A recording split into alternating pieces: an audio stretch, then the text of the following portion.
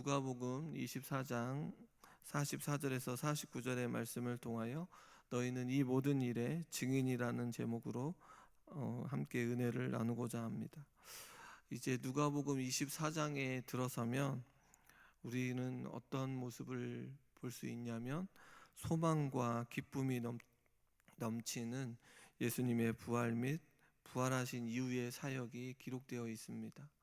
우리가 앞선 23장과 22장을 살펴보면 얼마나 힘든 그런 고난의 여정을 보게 되는데 24장을 읽어보면 소망과 기쁨이 넘칩니다.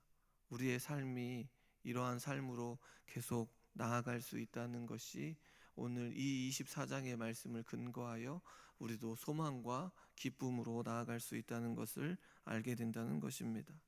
그럼에도 불구하고 24장의 말씀에 보면 이 부활의 확신을 믿지 못하는 자들이 등장합니다. 1절에서 12절의 말씀에 보면 예수님의 무덤을 찾은 여인들이 향품을 가지고 찾아가 부활하셨음에도 부활하신 그 사건을 깨닫지 못하고 장례를 준비하는 이 과정 속에서 천사로부터 예수님의 부활의 소식을 듣고 열한 사도와 다른 모든 이들에게 그 소식을 전하는 그런 장면이 나옵니다. 그런데 이 소식을 전하는 이 여인들의 모습에 사도들의 반응은 어떻습니까? 믿지 않습니다. 베드로 역시 무덤에 달려가서 세마포만 보이고 그 된 일을 놀랍게 여기며 믿지 않습니다. 그리고 우리 앞선 13절에서 35절까지는 엠마오로 가는 제자들을 만나는데 부활하신 예수님을 만나고 그들이 예루살렘에 돌아가 다른 제자들에게 부활하신 예수님께서 다시 나타나셨다는 소식을 증언하는 내용입니다. 다시 말해 엠마오로 갔다라고 하는 것은 부활하신 예수 그리스도를 믿지 못하고 그들이 다시 자신의 삶으로 돌아갔다는 것입니다. 그렇다면 우리가 예수님께서 이 제자들을 부르신 목적이 무엇이었습니까? 사람을 낚는 어부, 다시 말해 예수 그리스도가 누구인지를 증언하는 삶을 살아가기를 그토록 원하셨음에도 불구하고 그들이 그 사실을 믿지 못하고 자신의 삶으로 나아가는 것을 보게 됩니다. 그리고 또한 36절에서 43절까지는 예루살렘에 모여있는 제자들에게 부활하신 예수님께서 친히 찾아오셔서 무엇을 말씀하냐면 두려워 떨고 있는 제자들에게 평강이 있을 것을 말씀하시며 당신이 부활하셨음을 확인시켜 주시는 내용입니다. 제자들 역시 어떠한 일들을 감당해야 되냐면 부활하신 예수 그리스도를 증거하는 그런 삶으로 나아가야 함에도 불구하고 그들이 두려워 떨며 있었던 사실을 발견하게 됩니다. 오늘 우리의 삶이 어떻습니까? 우리의 삶이 역시 두려워 떨고 있는지 아니면 낙심하고 절망하고 있는지 아니면 우리는 증인의 삶으로 살고 있는지를 하나님의 말씀을 통하여 우리의 삶을 비추어 봐야 한다는 것입니다. 그러면서 오늘 본문은 부활하신 예수님께서 제자들에게 계속해서 구약 예언을 통하여 부활의 사건을 설명하시고 너희들이 이 일에 무엇이 될 것이라고 증인이 될 것임을 선언하고 계십니다. 제자들을 부르신 그 부르심의 목적에 맞게 다시금 너희가 어떠한 인생으로 살아가야 하는가, 사람을 낚는 어부의 삶으로 살아가야 한다는 사실을 다시 한번 밝혀주고 있습니다. 이것이 얼마나 복된 일입니까? 제자들에게 얼마나 복된 일입니까? 우리들에게도 얼마나 복된 일입니까? 죄로 죽을 수밖에 없는 우리의 인생을 다시금 부활의 확신을 가지고 증인의 삶으로 살아갈 수 있도록 허락하시는 이 일이 우리에게 복된 것 아닙니까? 오늘 본문을 통하여 부활을 믿지 못했던 제자들에게 다시금 찾아가셔서 증인으로 삼아주시고 사명을 주시는 그 예수 그리스도의 모습을 바라보게 되며 우리 자신을 다시 한번 돌아보게 됩니다. 우리의 인생 증인의 삶으로 나아가야 합니다. 예수 그리스도로 말미암아 죄사함 받고 성령님의 능력을 덧입게 된 인생, 우리의 인생 예수 그리스도의 십자가의 은혜를 선포하며 나아가는 그런 증인된 삶을 살아가기를 결단하는 이 시간이 되어지기를 소원합니다. 오늘 본문 44절은 부활하신 예수님께서 제자들에게 계속해서 이야기를 하는 내용입니다. 예수님께서는 자신의 십자가의 고난과 죽음 그리고 이 부활에 관하여 무엇이 성취되었다라고 이야기를 하고 있습니까? 구약의 예언이 성취되었음을 말씀하고 있습니다. 그런데 이 부분이 앞선 엠마오로 가는 두 제자에게 가르친 적이 있습니다. 말씀한 적이 있습니다. 누가복음 24장 26절에서 27절의 말씀해 보니 그리스도가 이 고난을 받고 자기의 영광에 들어가야 할 것이 아니냐 하고 이에 모세와 모든 선지자의 글로 시작하여 모든 성경에 쓴 바 자기에게 관한 것을 자세히 설명하시니라 라고 기록하고 있습니다. 분명하게 다시금 엠마오로 가는 제자들에게 부활의 확신을 주기 위하여 이 구약의 성취되었음을 밝혀주고 있고, 또다시 다시 한번 예수님께서는 아직까지도 예수 그리스도의 죽음에 관한 이 부활의 그 신비를 이해하지 못하는 이 제자들에게 이 구약의 성경을 이야기하며 바로 자신이 구약의 예언에 성취되었다라고 하는 자신이 그 부활의 사건을 통하여 부활의 신비를 이해하지 못하는 제자들에게 이 구약의 성경을 들어 자세하게 설명하고 있는 것입니다. 예수님께서 행하신 모든 일은 성경의 성취라는 것입니다. 구약의 계획이 하나님의 구속의 계획이 이루어지는 역사라고 말씀하고 있는 것입니다. 모세의 율법과 선지자의 글, 시편의 신명기 18장, 또한 이사야 53장, 시편의 22편에 살펴보면 히브리인의 구약의 그런 구약의 모든 관련되어 있는 그런 성경을 가리키고 있는 것입니다. 구약 성경은 누구를 가리키고 있는 것입니까? 바로 예수 그리스도를 가리키고 기록된 말씀이라는 것입니다. 오실 메시아에 관한 그런 구약에 예언되어져 있는 예수 그리스도라는 사실을 가르쳐주고 있는 것입니다. 예수님의 십자가의 부활은 결국은 무엇의 성취입니까? 하나님의 계획의 성취임을 알게 됩니다. 하나님의 기록된 말씀을 성취하는 역사입니다. 예수님께서는 제자들에게 모세의 율법과 선지자의 글과 시편에 기록된 고난과 죽음 그리고 이 부활에 대한 예언을 떠오르게 하고 있는 것입니다. 예수님께서는 자신의 죽음과 부활이 그 예언의 성취임을 언급하고 있습니다. 이 모든 것이 하나님의 계획 속에 이루어진 구속사적인 역사임을 드러내고 있습니다. 그러면서 예수님께서 엠마오로 가는 제자들에게 성경을 자세히 설명할 때 그들의 마음이 어떠했다고 기록하고 있습니까? 그들의 마음이 뜨겁게 되었다고 기록하고 있습니다. 예수님께서는 이 지금 제자들에게도 그 마음을 어떻게 하고 있습니까? 열어주십니다. 45절의 말씀해 보니 그들의 마음을 열어 무엇을 깨닫게 하십니까? 성경을 깨닫게 하십니다. 엠마오로 가는 제자들에게 그 마음을 뜨겁게 하는 것처럼 제자들의 마음을 열어서 성경을 깨닫게 하고 계시는 것을 보게 됩니다. 예수님께서는 닫혀있는 제자들의 마음을 열어 이해하게 하셨습니다. 그리하여 예수님의 교훈과 행동을 깨닫지 못하고 서로 다투며 누가 더 크냐라고 싸웠던 그 제자들이 성경의 예언이 뜻하는 바를 깨닫게 된다는 것입니다. 우리 역시 이 시간 이곳에 올라와 우리의 마음이 열려지고 우리의 마음이 뜨겁게 되어짐으로 말미암아 이 성경의 말씀이 깨달아지고 이 성경의 말씀을 통하여 그리스도가 우리의 구원자임을 깨달으며 우리가 어떠한 인생으로 살아가야 하는지를 밝혀주는 것이 성경의 말씀임을 우리는 깨달아야 한다는 것입니다.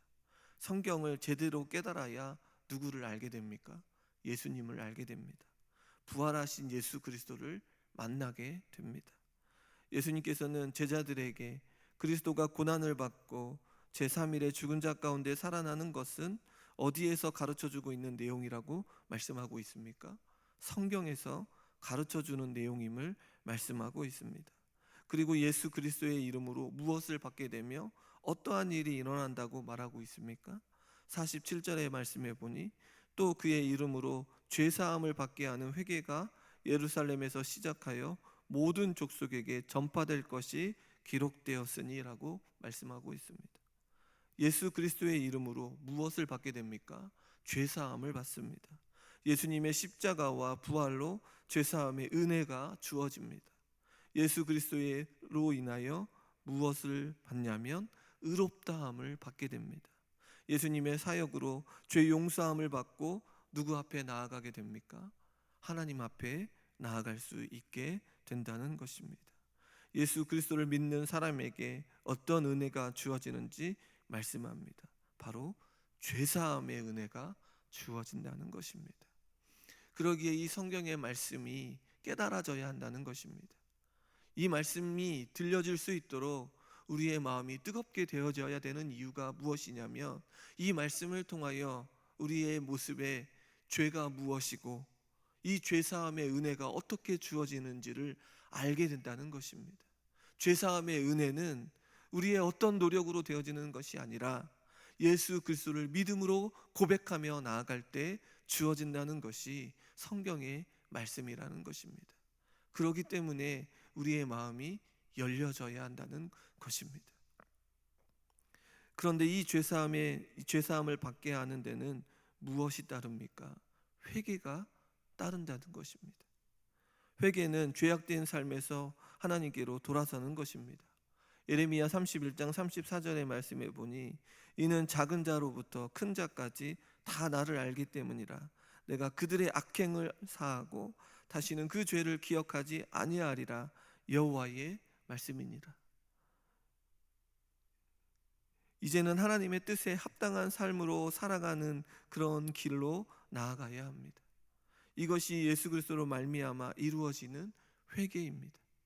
죄사함을 받게 하는 참된 회개가 있다면 더 이상 죄와 함께하는 삶을 살 수 없게 되는 것입니다. 이것이 예루살렘에서 시작하여 모든 족속에게 전파된다고 말하고 있습니다. 모든 족속이 제사함의 은혜를 누릴 대상입니다. 예수님께서 고난을 받고 부활하심은 곧 모든 족속에게 전파되어야 할 내용입니다. 예수 그리스도의 이름으로 죄사함을 받는 회개를 하는 사람들이 있게 됩니다. 이것이 어디에서부터 시작하냐면 예루살렘에서부터 시작이 된다라고 말하고 있습니다. 예수님께서는 이런 하나님의 계획이 다 성경에 기록되었다고 말씀하는데 이사야 2장 2절에서 3절의 말씀에 보니 말이래 여호와의 전에 산이 모든 산 꼭대기에 굳게 설 것이요 모든 작은 산 위에 뛰어나리니 만방이 그리로 모여들 것이라. 그가 그의 길을 우리에게 가르치실 것이라. 우리가 그 길로 행하리라 하리니 이는 율법이 시온에서부터 나올 것이요 여호와의 말씀이 예루살렘에서부터 나올 것임이니라. 이러한 성경에 기록되어 있는 사실이 성취되어 그 사람을 증언하는 사람들이 있을 것인데 그들이 바로 누구라고 가르쳐주고 있습니까? 제자들이라고, 바로 너희들이라고 말씀하고 있습니다. 이 말씀을 들을 때 이들이 얼마나 감격했을까요? 두려워 떨고 있고 무서워 떨어서 나오지 못하고 있는 이 상황 가운데 너희가 이 예언의 성취의 증인이라고 말하고 있는 이 제자들의, 듣고 있는 이 제자들의 모습에 얼마나 감격스러울까요? 우리 역시 이 사실에, 이 감격에 놓여져 있어야 한다는 것입니다. 이 예언의 성취에 우리의 감격스러운 모습으로 이 일들의 증인이 되는 삶으로 나아가야 한다는 것입니다. 그리하여 48절에 너희는 이 모든 일에 무엇이라고요? 증인이다. 너희는 이 모든 일에 증인이다라고 말씀하고 있습니다. 성경의 말씀을 통하여 깨달으며 나아갈 때에 우리가 고백할 수 있는 것은 우리도 이 모든 일에 증인이라고, 예수 그리스도를 믿음으로 말미암아 고백함으로 말미암아 죄사함을 받아 하나님의 영광스러움에 들어간 놀라운 하나님의 백성이 되었다라고 하는 그 증인이라는 사실이란 증인이 되었다는 것입니다. 증인은 보고 들은 사실을 증언하는 사람입니다. 제자들은 예수님께서 십자가에서 죽으신 것을 보았고 몸이 부활하신 사실도 보았습니다. 이제 이것을 증언하는 증인의 삶을 살아야 합니다. 그 사실을 증언할 때 하나님께서 죄사함을 받게 하는 회개의 역사가 일어나게 하겠다고 말씀하고 있습니다. 우리 교회가 증인된 우리의 모습을 통하여 죄사함을 받게 하는 회개의 역사가 일어나기를 간절히 소망합니다.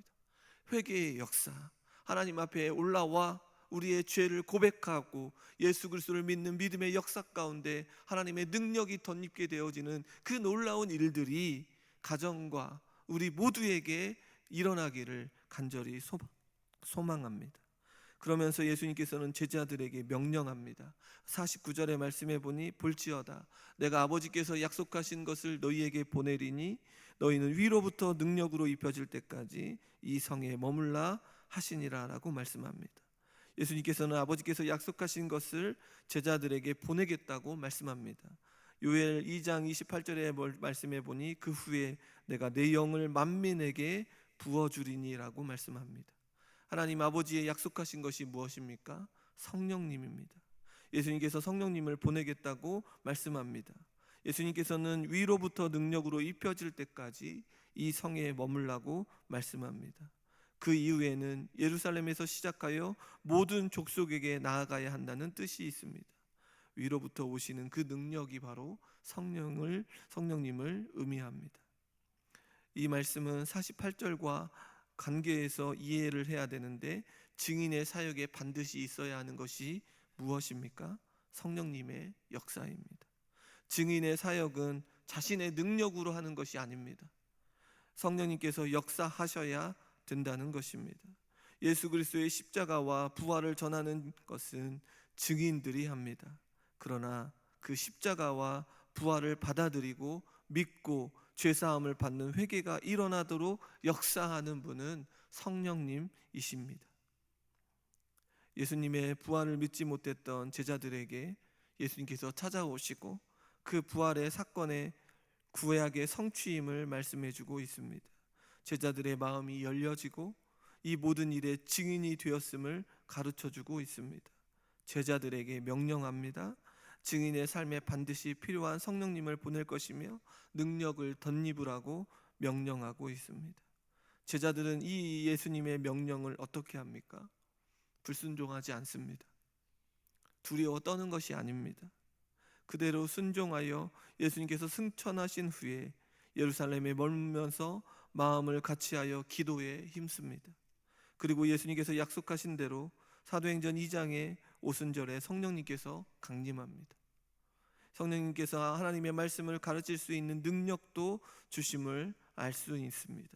성령님께서 임하자 어떤 일이 벌어집니까? 우리는 사도행전에서 보면 사도들이 복음을 논리적으로 담대하게 전파되어지는 그런 현장을 보게 됩니다. 그 복음을 듣고 사람들이 어떠한 일이 일어납니까? 회개하는 역사가 일어나는 것을 보지 않습니까? 제자들이 무엇의 삶을 살고 있습니까? 증인의 삶을 살게 됩니다. 예수님께서 그토록 원하셨던 사람을 낚는 어부의 그 인생을 살게 되는 것 아닙니까? 사도행전 3장 16절의 말씀해 보니 하나님이 죽은 자 가운데서 그를 살리셨으니 우리가 이 일에 무엇이라고요? 증인이라. 제자들의 삶은 자신들을 드러내지 않았습니다. 오직 예수 그리스도의 고난받음과 십자가의 죽음 그리고 부활의 사실이 성경에 기록되어 있음을 선포하였습니다. 그리고 이 일의 증인이라고 말하며 많은 자들에게 무엇을 하라고 말씀하고 있냐면 예수 그리스도를 믿음으로 나아가고 회개하고 돌이킬 것을 선포합니다. 그리고 그리할 때 성령의 선물을 받게 됨을 가르치고 있습니다. 성도님 여러분, 예수 그리스도를 믿음으로 고백하며 죄사함을 받으며 성령의 선물로 받은 우리의 삶 역시 무엇의 삶으로 나아가야 합니까? 증인의 삶으로 나아가야 합니다. 우리의 마음을 열어 성경을 깨닫게 해달라고, 그 안에 예수 그리스도가 누구이고 우리가 회개하며 나아가야 될 우리의 죄악들이 무엇인지를 발견케 되어지고, 우리가 더욱더 진실되게 하나님 앞에 나아가 간절히 구하며 예수 그리스도를 전하는 그런 복된 삶으로 나아가야 한다는 것입니다. 지금도 살아계셔서 우리와 동행하시는 그 예수 그리스도의 이 구속의 사역은 지금도 진행되어져 있고, 그 증인들을 예수님께서는 찾고 계시고, 그 증인들을 통하여 그 구속의 사역이 지금도 진행되어지고 있다는 것입니다. 우리 모두가, 우리의 자녀들이, 우리의 다음의 세대들이 이 구속의 사역에 귀하게 쓰임받는 증인의 삶으로 살아나가야 되지 않겠습니까? 그러기 위하여 이곳에 올라온 우리가 그들을 위하여, 다음의 세대들을 위하여 기도해 주어야 되는 것은 무엇입니까? 그들이 인생이 잘 되고 잘 먹고 사는 것이 중요한 것이 아니라 그들이 예수 그리스도를 믿음으로 고백하며 증인된 삶으로 살아나가기를 기도해 주어야 되는 것 아닙니까? 5월은 가정의 달이라고 말하는데, 우리가 우리의 자녀들에게, 다음의 세대들을 위하여 우리가 해 주어야 할 게 무엇입니까? 우리가 증인된 삶으로 살아가야 하고, 그들이 증인된 삶으로 살아갈 수 있도록 우리가 그 길을 함께 걸어가 주어야 되는 것 아니겠습니까? 우리 모두가 그 길에 증인된 삶으로 살아가고, 우리 교회가 증인된 교회로 살아감으로 말미암아 하나님의 역사 가운데 회개하고 돌이키는 수많은 자들이 우리 동북교회에 함께 나와 예배드리고 기도하며 감사하며 찬양하며 영광 올려드리는 그 놀라운 일들이 일어나기를 주님의 이름으로 소원합니다. 기도하겠습니다.